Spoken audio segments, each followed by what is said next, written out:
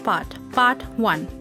Once upon a time in a faraway land, there was a tribe called the Igbo tribe, where a great warrior called Okonko lived in a village called Umofia. He became a great wrestler by defeating Amlanes the cat, another momentous wrestler.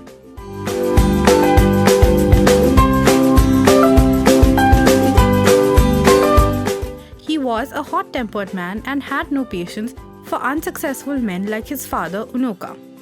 Unoka was a lazy man who died deep in debt. Though he was a failure in life, his reputation did not affect his sons. Rather, it pushed Okonoko to achieve greater things in life.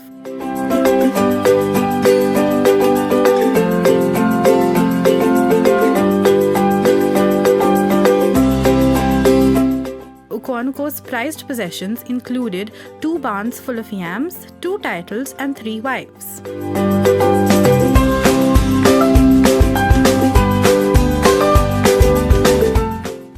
One night, the men from the neighboring village of Mabinio killed a girl in Umofia.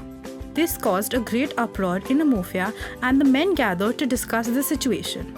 They decided to issue an ultimatum to the Mabinio village, demanding a boy and a virgin girl as compensation.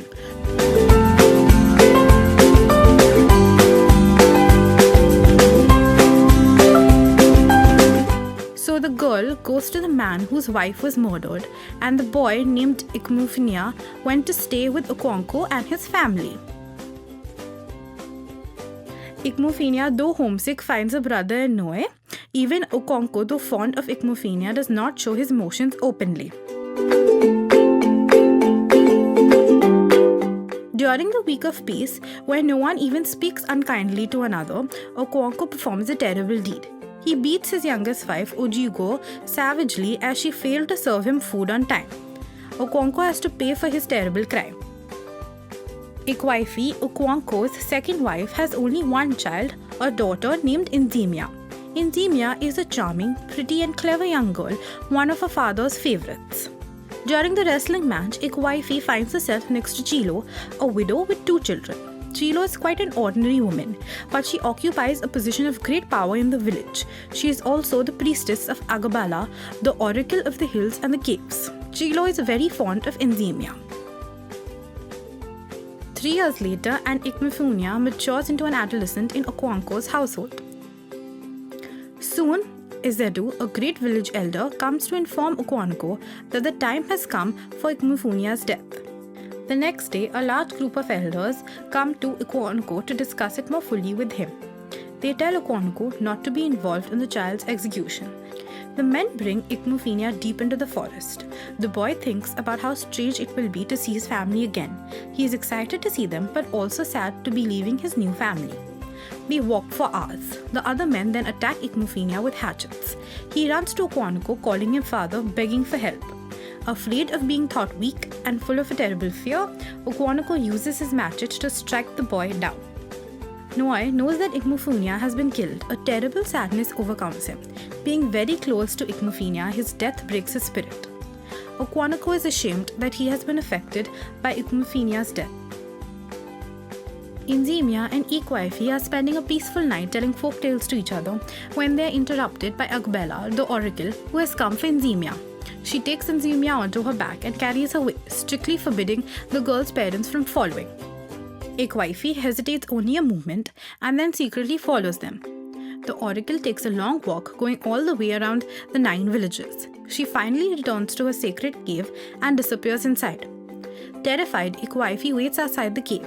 She resolves to enter if she hears her daughter crying. Okonko, who has also followed the oracle, startles Ikwifi. The 2 of them wait for the priestess of Agabella to emerge again. The next day is the Yuri of Obrika's daughter. It is a women's celebration, centering on the bride-to-be and her mother. Okonko's first and third wives prepare their gifts. The village crier announces the death of Ezedu, one of the great elders of the clan. It was Ezedu who first told Okonko that Ikmufinia must die. It was also Ezedu who advised Okonko to take no part in it.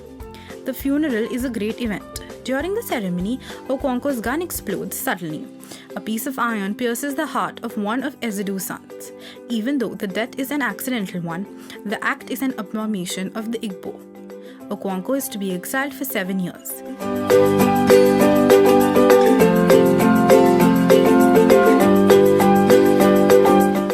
That night, Okonkwo packs up his most valuable belongings. His yams are transported to Obrika's barn. Before dawn, Okonkwo and his whole family set out for Mabanta, the home of Okonkwo's mother.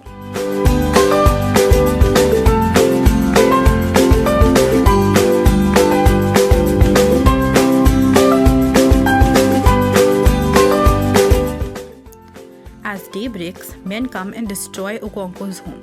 They kill his animals and set fire to the buildings. They bear no malice to Okonkwo, but the laws of the Igbo must be obeyed. Obrika is sorry for his friend's misfortune.